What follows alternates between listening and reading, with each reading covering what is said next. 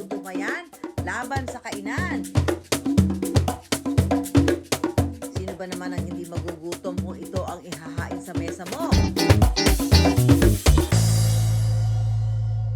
Pero mapapakain ka pa kung ang seafood na lalantakan makamandag. Ano? Mga kawander, yan talagang delikado. Yan yung grabe ka kamandag niya. Oh, delikado talaga yan pag tumama sa mata mo o kaya sa mga sugat. Kasi hindi ka natinig, basta may sugat na pumasok lang yung kamandag niya. Napakadelikado mga kawander. Sarap ng lasa niya, parang lasa talaga ng lapu-lapu. Tuna, pero imbis na laman, ang mata,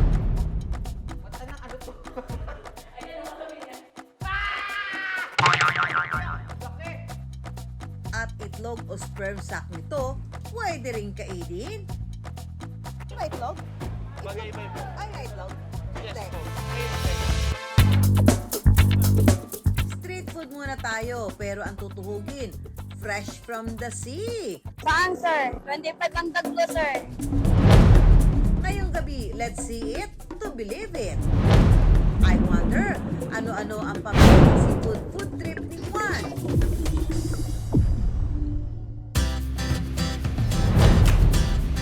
Sabi nga nila, sa lawak ng karagatan, maraming sikreto ang nagtatago.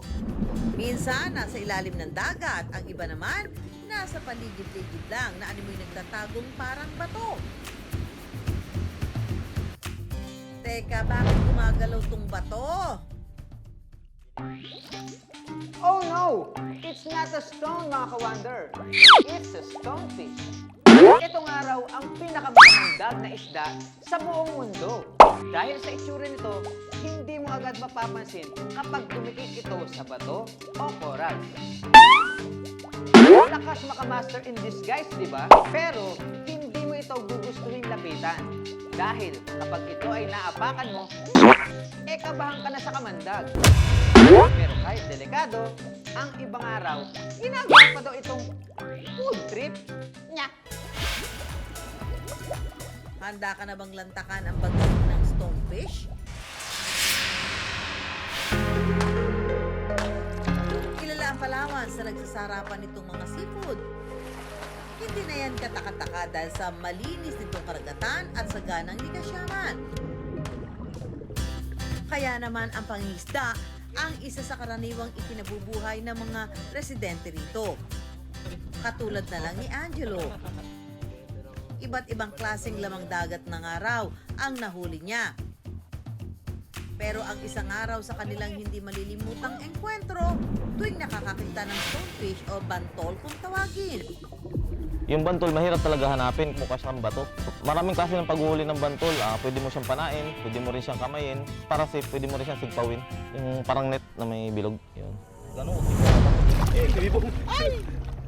Pinangingilagan ang bantol dahil isang apak mo lang dito. Siguradong aray ko po, kamandag ang amo mo. Nakalason ito kung matutusok ka nung kanyang mga tinik. Kasi yung kanyang toxin ay neurotoxin. Haharangin niya yung pag-transmit ng mga signals. So mangyayari niyan, mapaparalisa yung muscles natin. Yun ang kinamamatay ng mga natutusok ng tinik ng stonefish. Ang isa nga na nakatikim ng bagsik nito, si Daniel, na kababata ni Angelo. Hindi ko napansin, kala ko bato. Ngayon natapakan ko siya. Dumadalo yung sakit niya paakyat sa papuntang katawan mo. Halos paralyzed na yung binti ko. Mula paa sa pinagtusukan hanggang binti. Papuntang hita, sobrang sakit. Nang maranasan ito ni Daniel kahit masakit, pinilit niya na lang itong iuwi at pinainom ng gamot pampawala ng kirot. Ang first aid treatment dyan ay ilulubog yung kung anong bahagi ng katawan ang natusok ng stonefish, usually paa o kamay, ilulubog sa tubig na 60 degrees Celsius. Mainit. Kasi nga, yung neurotoxin ay nasisira na mainit eh. Pero anumang bagsik nito, si Angelo hindi raw natatakot. Sa katunayan, ginagawa pa nga raw nila itong ulam. daw. Isasama tayo ni Angelo sa paghahanap nila ng bantol. Saan nandyan? Yo, kamusta po mga ka-wonder? Ngayon po ay maghahanap din ng bantol. Yan, dito sa probinsya namin ay napakaraming bantol mga ka-wonder. Yan, dito lang siya matatagpuan sa mga batuhan. Yung mga ka-wonder, nakakita tayo ng isang bantol o gatasan, stonefish. So mga ka-wonder, okay. Nahuli na ni na Angelo ang bantol. Paglilinis at pagluluto naman daw ang next step dito. Una raw tatanggalin dito ang mga tinik na naglalabas ng kamandag. Ito yung mga gatas-gatas nyo. Ngayon mga ka-wonder, ilalagay na po natin siya sa kumukulong tubig para yung mga venom niya mamatayan. Yan yung mga gatas niya, naglabas na yung venom niya. Dito tinatanggal na ni Angelo ang mga lumabas na puting laman o yung kamandag nito. Siguraduhin daw na matanggal ang mga tinik na naiwan. Pag malinis na, unti-unti na nila itong tatanggalan ng laman loob at hihiwain ang laman. Mga ka-wonder, ito lulutuin na po natin yung bantol. Bali na hiwa-hiwa na rin natin na slice. Bali lulutuin po natin to sa ginataan sa tuyo. Ito.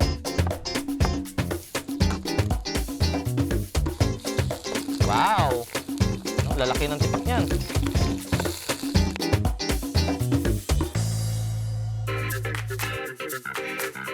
Kaka-wonder, luto na ang ginataang bantol ni Angelo. Pasado naman kaya ito? Iba sa ibang isla talaga. Ang buto, ang sarap, ang namnam. Paglaso yung crema niya, yung tinugor na lasa niya, yung medyo mabait. Pero yun talaga yung nagpapasarap doon, yung niya, yung crema niya. Kaya wala na itong delikado kainin. Ang sarap na ito kahit ihaw lang at Parang lasa talaga ng lapu-lapu. Yung tinik, di kailangan natin putulin, no? So, nasisira yung toxins niya pag niluto. Kaya maraming coastal communities sa kumakain nun. Para kay Angelo at sa mga kababayan niya rito, ang pagkain ng bantol parte ng kanilang buhay. Imbis nga raw na maka-aksidente ang bantol sa sino mang makaapak nito, mas mabuti na raw na kanila itong iluto, nakaiwas na sa disgrasya, nabusog pa raw sila. Kayo mga ka-wonder, kakain ba kayo ng makamandag na bantol? Ang next food trip natin, nakakita na ba kayo ng saang? Ang kakaiba nitong itsura, pinaniniwalaan mo bang ibinebenta na mala street food lang? I wonder, bakit nga ba nahilig tayong mga Pinoy sa seafoods?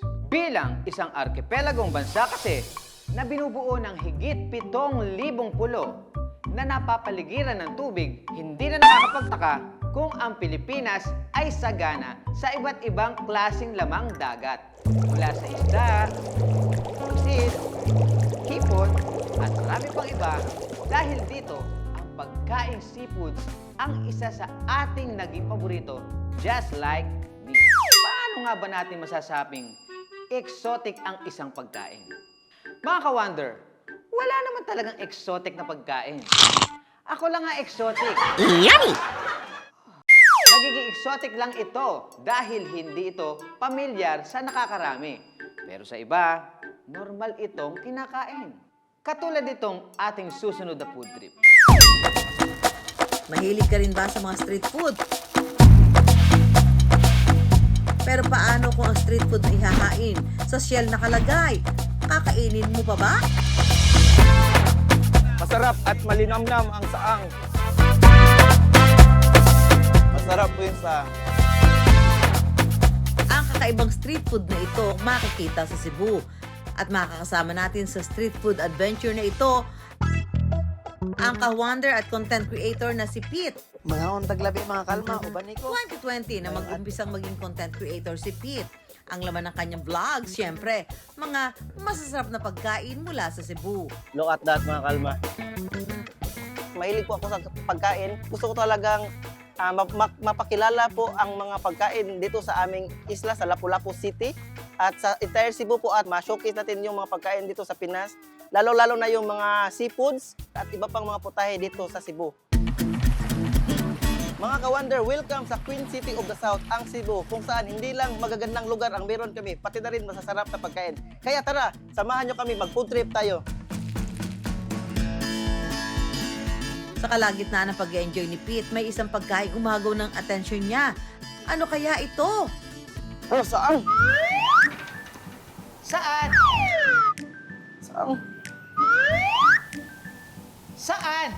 Mga ka-wonder, ang saang o spider shell ay uri ng lamang dagat. Kilala ito sa probinsya ng Cebu bilang isang street food.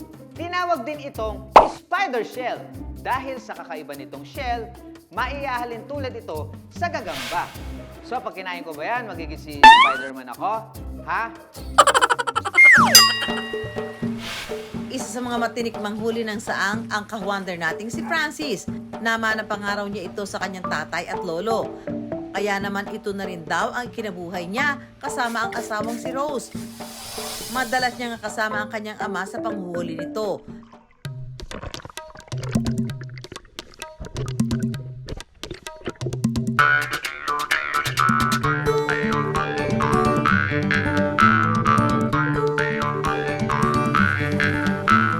At ang mga saang na kanilang nahuli, iluluto at ibebenta naman ng kanyang asawa sa bayan kung saan nga siya nadaanan ni Pete. Malaki po itong tulong, sir, ang saang sa amin, sir. Lahat ng maibibigay sa amin. Pati na pangbayad sa eskwelahan. Ito ang saang. May mga spike siya at malaki rin ang kanyang laman. Kaya itry natin to. Nilalagyan ito ng suka na parang balut ba? Kaya, wow. Try natin yung saang. Wow, laki. Sarap. Paano ang sinasabi ng mga tao kapag nakain ng saang? Masarap po, sir, at saka malinamnam. Bago man sa ating paningin para kay Pete at sa mga Cebuano, ang saang na ito panalo. Pambihirang pagkain na gawa sa mata ng tuna. Abangan sa pagbabalik ng I Wonder. For today's video, bilang seafood lover, ang challenge natin para kay Empoy, hulaan ng 3 seafood dish na aming ihahain. Nang naka-blindfold, mga ka-wonder, makihula na rin kayo, ha? Seafood dish number 1, real. Mga ka-wonder, tulungan niyo ako rin eh. Hindi ko ano to?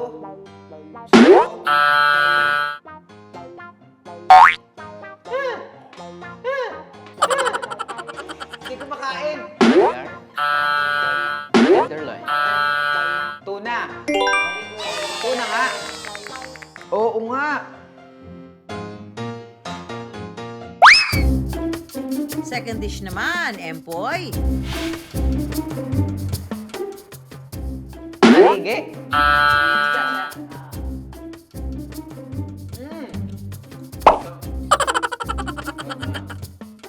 Tilapia. Tuna. Anong kalate? Singit. Chan to. Chan. Ano to? Birthday ko para sa akin lahat. Aba, ang galing ni Empoy, ha? Tingnan natin kung mahulaan mo pa itong ating third dish. Ba ito tunog nito Ano ba ito? Ano yung nyog?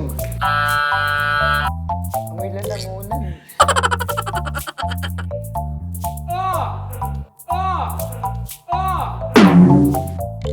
Laman loob, ganun? Liver? Bituka? Alam ko na. Mata. Mata ng ano to?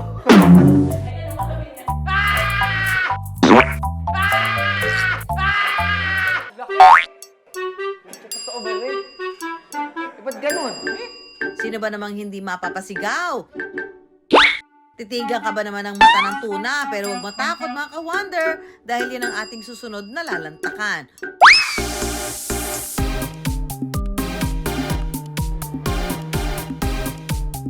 Kung tuna kasi ang usapan, saan ka pa nga ba maghahanap kundi sa tuna capital ng Pilipinas, sa General Santos City, South Cotabato. Pero bukod sa katakam-takam at sashimi grade nitong laman, ang mga mata nito pwede palang gawing lamang tiyan. Ayon sa kultura ng mga Chino, karaniwan daw na inihahain ang mata ng tuna sa pinaka-importanteng bisita sa hapagkainan. Paniniwala kasi nila ito ang magdadala ng swerte sa sinumang kakain. Isang araw sa mabenta ang mata ng tuna. Kadalasan daw itong sinasabawan. Kaya naman mula Jensan, ibibida sa atin ni Chef Jen ang kanyang mata ng tuna recipe. 7 years nang nagtatrabaho bilang chef si Jen. Mula pagkabata, hilig na raw niya talagang magluto. Hello mga ka-wonder! Ngayon pong araw ay magluluto tayo ng Balbacoa Monte at saka stuffed tuna eye. Dahan-dahan natin ilagay ang mata ng tuna sa oven. Para sa Balbacoa Monte, i-bake muna ang mata at ulo ng tuna.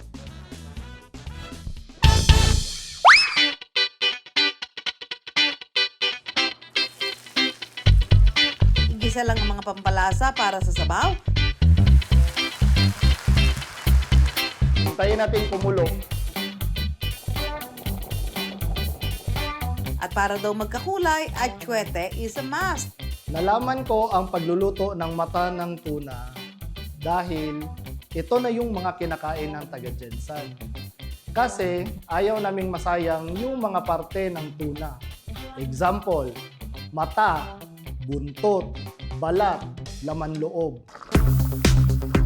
Habang kumukulo yung ating Balbacoa Monte, magsisimula na naman tayo sa pangalawang dish natin, yung stuffed tuna eye. Then, dahan-dahan natin siyang ilagay dito.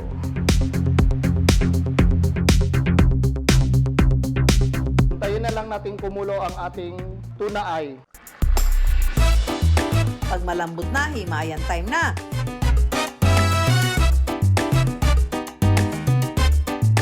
Mahimayin natin ng mabuti.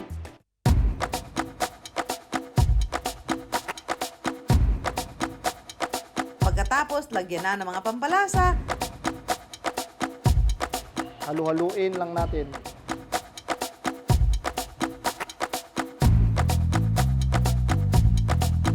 At ready na para i-deep fry.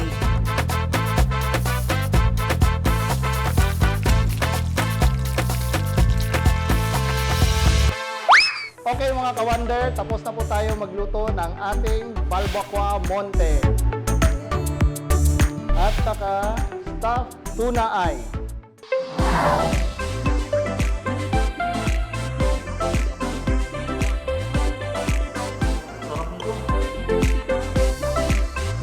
Happy dinner time talaga ang ating mga ka-wonder. Hindi lang laman at mata ang pwedeng kainin sa tuna. Nakakain na ba kayo ng bagaybay o sperm sac ng tuna? Kasi tingnan nyo naman yung tsura.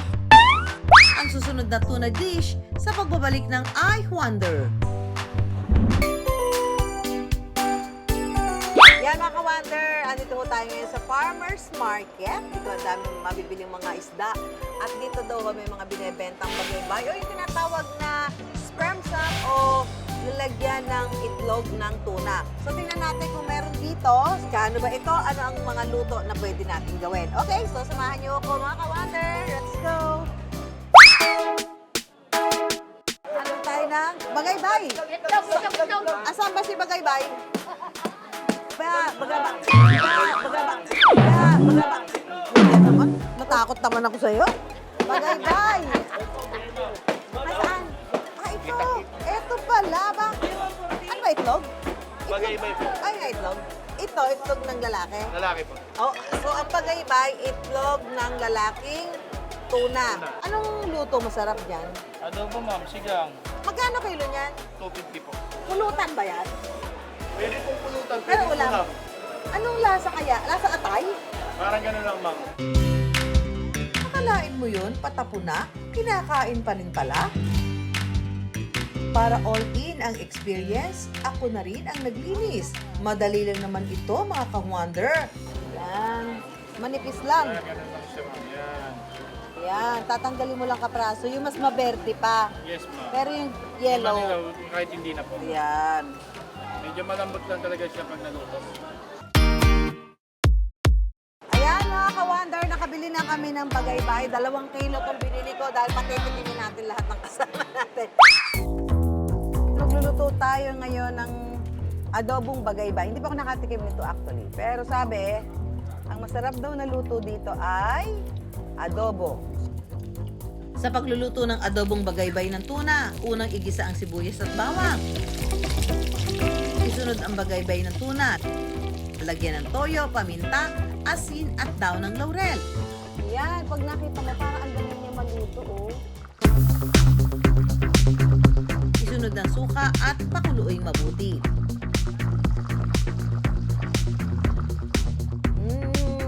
Bango ah.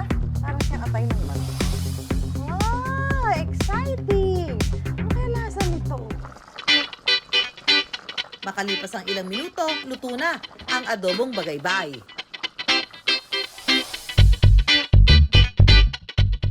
Pero hindi naman mawari ang itsura nito.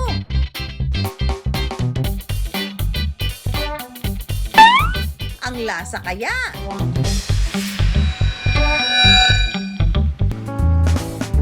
Tikman ko na ang bagaybay o sperm sac ng tuna. Actually, may pusit siya.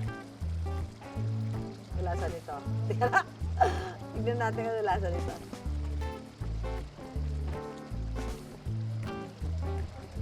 Lasang atay ng manok. Makinis. Basta kung ano yung texture ng atay ng manok, gano'n. Actually, mas malapot, mas malagkit yung atay ng manok. Ito, madulas lang siya. Siyempre, hindi pwedeng ako lang ang titikim. Ano kaya ang say ng ating mga kapuso? Tara, ito ay adobong sperm sac. Ala, ayoko po.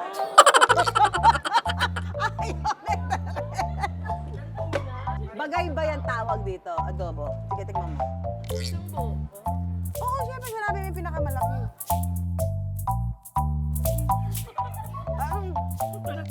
Lumaki na. Yung adobo na. Mainit yan, guy.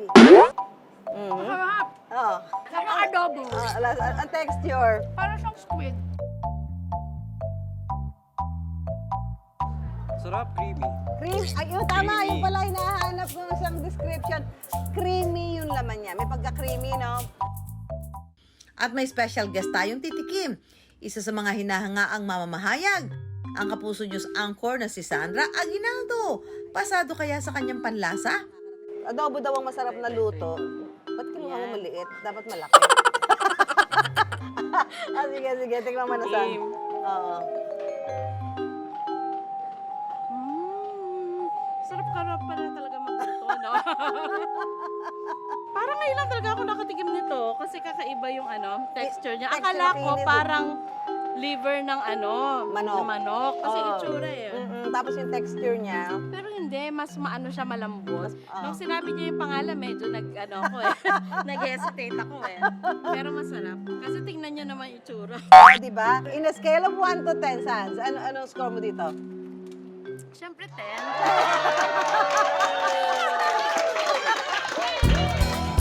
Ang bagaybay ng tuna, approve! Ang kakaibang pagkain, iyan ang in. Mga ka-wonder, kung may mga topic ko kayo na gusto pag-usapan, mag-email lang po kayo sa iwondergtv@gmail.com. Ako po si Susan Enriquez. I-follow nyo rin po ang social media accounts ng iWonder. Ako po ulit si Empoy Marquez. Paano pa magkita-kita po tayo tuwing linggo ng gabi sa GTV? At ang mga tanong ni Juan, bibigyan namin ng kasagutan dito lang sa iWonder! Mga tanong ni Juan, bigyan ng kasagutan. I wonder.